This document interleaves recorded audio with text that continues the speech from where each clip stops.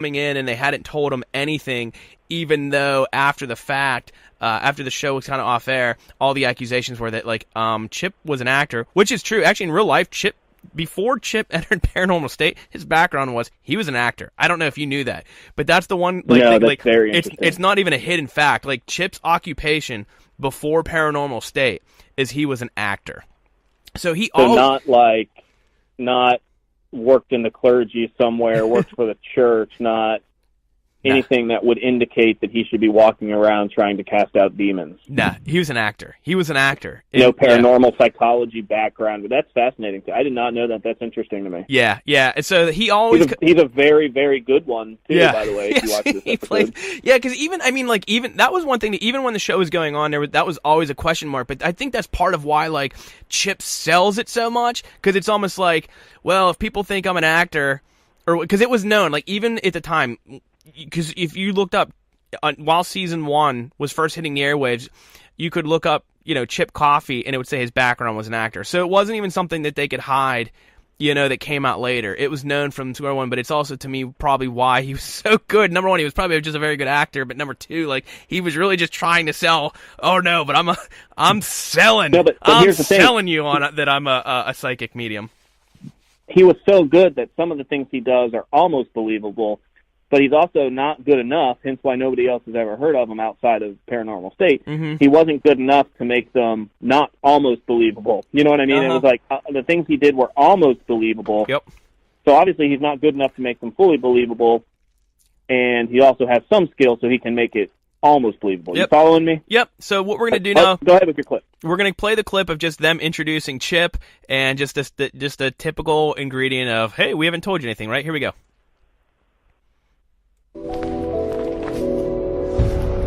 Thank you very much for coming, Chip. What do you know about the place so far? Absolutely nothing except there's barbed wire. I'm going to take you through the entire building, Chip. I'm going to let this play on for a second here. Did this place used to be a mental facility? Mm-hmm. Yeah. Oh, woo. There's such overwhelming anger and sadness in this building. I'm getting yelled at. Stop! Okay, I gotta just get him to stop. I'm just getting yelled at all over the place. God. What are they saying? Let me out. So there are active spirits here? Absolutely there are. People died here who shouldn't have died here. This was a dumping ground. Okay, I'm going to pause it right there. There's a couple things I want to point out, and then I'll let you comment.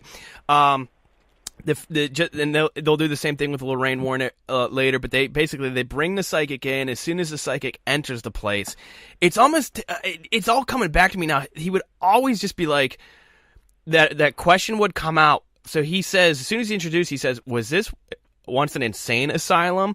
And the interesting thing is, as he says that, you can't see his face. He's walking down the steps, and the top half of him gets cut off. So you actually don't know if he was saying that legitimately as he's walking in. It honestly looks and sounds like it was dubbed in later, just so it would fit the narrative, like, oh, Chip's picking up on that it was an insane asylum, right? And then he does the typical, like he's just immediately feeling the dread. And then he says, because I wrote it down here, he goes, people died here who shouldn't have died here, and then says, it was a dumping ground. So those two things immediately begin to fit the storyline. Actually, I'm gonna let it play a few more seconds, because it looks like I stopped it before he said one final thing. So let me play it, and then I'll finish my commentary. Okay. I just picked up a woman spirit that's active in this building, and she's a nurse. It's almost as though she's a guardian in this building, or someone who's come back to try to alleviate the other people that are in this building. She's come back to try to help them to actually physically not be here anymore. This is their prison. Because they still feel like they're trapped here. Yes. Here it comes. I'm glad you played that on, because... Hold on. Can I help them? I'm going to go back in 1 sec, because that was... This is their prison. Hang on. They still feel like they're trapped here. Yes. They're ready to go. Can I help them? Right there, he says, They're ready. Oh, they're ready brilliant. to go. You gonna help them? So he says three things. He says people died here who shouldn't have died here. It was a dumping ground. And then he says this is their prison. They're ready to go. You gonna help them? We're pushing the storyline along. Like we're basically saying, oh, there's spirits here that are probably trapped here. Then the psychic comes in and says they're trapped here. This is their prison. They need help. You gonna help them? And we're only 7 minutes. We're only like a third of the way into the show. We haven't even like developed. They haven't even investigated yet, really. You know what I mean? So, like, the storyline that it eventually goes to is still being carried along. Does that make sense what I'm saying? Absolutely. So there's another component that I'm to that I'm really glad you played on.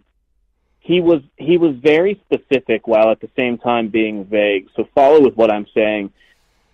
To a gullible listener, a gullible viewer in that case, he's saying things that make you go, oh, man, he's really piecing it together. People died here that shouldn't have died here. To someone who's a skeptic like myself, and I think you too, Fred, to someone who's a skeptic, I'm sitting there saying he's actually being really vague. So to someone who's more gullible, who believes in the stories, he's being very specific. But to me, he's actually being really vague. Oh, yeah. If you look at it from a skeptic standpoint, of course people died there that weren't supposed to die there. That's the basic premise for every ghost story. Yeah. And no one really is supposed to be there. I mean, like, no one is born supposed to be spend their life and dying in an insane asylum. Like, nobody. Not only that, but, if my second floor is haunted by a ghost, it's probably because somebody died up there that wasn't supposed to die up there. Yes. Yeah. I mean, he's saying things that to me are so vague. The other thing he said, and when I was watching this, it didn't. The first thing that stuck with me was he, and I'm glad you played it on. He said that I distinctly hear a woman's voice. She was a nurse. Okay, well, it's a mental asylum. Yeah. It's obviously some sort of hospital. There was right? probably a nurse there. Yeah, and realize that it's some sort of hospital, right? There's probably a nurse. And the other thing is, boy or girl, my first thought was, 50-50. Yeah. And if he would have said, I heard a man, and at the time I'm watching it, I'm saying if he would have said it was a man, they just would have edited that out. Yep. But in my mind, it's also like if he would have said it's a man, okay, well, that's the guy that had the heart attack. Yep. That I just didn't hear at the beginning. So, I mean, he had a 50-50 chance of getting it right to begin with, and they probably, and we'll get to this when we look at Frank's box there, but Frank's... That's actually what's coming up next. Anyway, let's get to that, and then I'll talk about it. Like it could have easily been a boy. Okay, so I'm gonna play the clip next about the Frank's box, so we can comment on that. But basically, they introduced next. So basically, Ryan and his team basically regroup.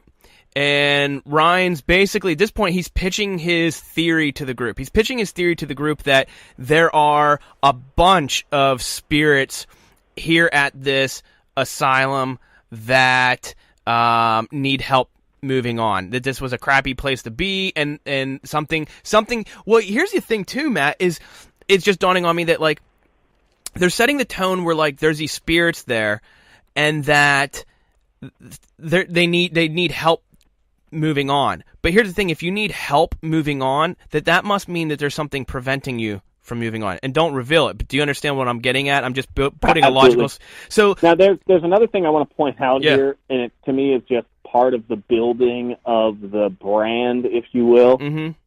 This is the scene where this is the scene, so I want everyone to picture it as they're listening to it. He's actually standing up there at a chalkboard, like drawing at a chalkboard, and the rest of his team is standing there like looking at him like they're students. Yeah. And what that does is so strategic that automatically plants in the viewer's mind that this guy has some authority in the topic. Yeah. You're right. When he's got his degree in... Well, I can't remember. Well, and I don't want to stray off the subject here, but I'm going to I'll keep this short in 10 seconds to summarize what you said. One of the things the reasons why this show was so incredibly popular is because of literally what you just said, but how the brand, it was all about Ryan. I mean, he was a star. This show made Ryan into a rock star, and it didn't. If you go back, like, season 1, episode 1, 2, yeah, he's in charge, but you actually see by the end of season 1, like, he loses some weight, his complexion gets better, even the way they dress him. Like, not only is he this authoritative figure, as you just mentioned, and you nailed it on the head. They're sitting down around a table, he's at a chalkboard, they're mentally portraying that, but they start physically, like, and that is one of the reasons that, like, this show, like, so this all developed by the end of season 1, so then it just picked up in season 2, and then they kept branding him, and that's what led to, when the show ended, all the crap that he went through. Does that kind of make sense in real life? Like, well, absolutely. The things that he went through? There's the other scene where he's flipping through a couple of negatives. He looks through, like, 2 negatives. Then he says to somebody, get the team in here and see what they can find. I mean, right off the bat, they're portraying this guy as some sort of authority. Yeah. When he's no different than what, I he has a degree in journalism. Ghost hunting. I started the ghost hunting club at St. Vincent. The only difference was I didn't you didn't get picked up by myself as A&E. an expert. I did it for fun. So we're gonna move into it is 5-0 Chicago Blackhawks over the Pens. So Matt Murray. I know, I just saw that. Yeah, Matt Murray in Maybe his first season. They should bring Fleury into play. Oh, don't get me started. Okay, moving on. So go ahead. The next scene is the ghost box, and so the ghost box. And I'll play the clip, but just to introduce what this is Chris Moon. So Chris Moon is also a psychic medium. And let me read real quick. This isn't necessarily, his bio. Well, this is the bio of the book about him and his ghost box. Let me just read this real fast. Chris Moon was the first investigator to use the celebrated device known as the ghost box to facilitate real-time, two-way communication with the spirit world. In Ghost Box, which is the name of the book, Chris shares the extraordinary spiritual contacts he's made with the box during investigations of famous haunted locations such as the Sally House and the Lizzie Borden House. Also revealed in this amazing book are Chris's experiences using the box to communicate with the spirit of Abraham Lincoln, JFK assassination witnesses, shadow people, and the spirits who came through during his frequent gallery readings. But what's crazy is, like, right now, this moment that we're about to play, this was literally like the introduction to the world of the Ghost Box. So, without further delay, ladies and gentlemen, the world premiere to most of us ordinary people at home watching TV at this time, the Ghost Box. A controversial new tool called Frank's Box. It's also been called a telephone to the dead. Would you mind giving them just kind of a rundown on what it is and what it does? Yeah, absolutely. Runs on an RVG, a random voltage generator. Basically pulls white noise, pink noise, radio fragment all through the same unit. It takes the raw signal, runs it through an echo box that's within the unit, and that's where their voices will actually come back out through there. I'm going to let this play on for a while, Matt. I'm going to let the whole here we go. Box scene play out. Take a minute to warm. Okay, let's go. Listen to the music.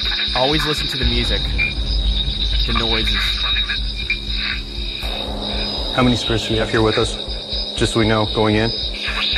There were 7 here. Questions from anyone right off the bat? What are the spirits' names? One's a Lucy. We have a Lucy. I heard that. Is there anything else here? Demon. There's a demon. A strong demon.